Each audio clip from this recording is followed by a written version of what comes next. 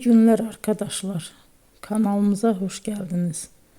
Bugün yine sizler için yepyeni videolarla karşınızdayım. İki başarılı oyuncularımız Elçin Sangu ve Barış Ardus'tan güzel paylaşımlarını sizler için hazırladık.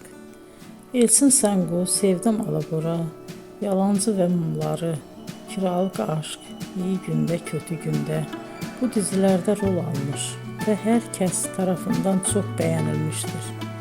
Biz de Elçin Sangu ve Barış Ardus'tan en güzel sempatik fotolarını sizler için hazırladık.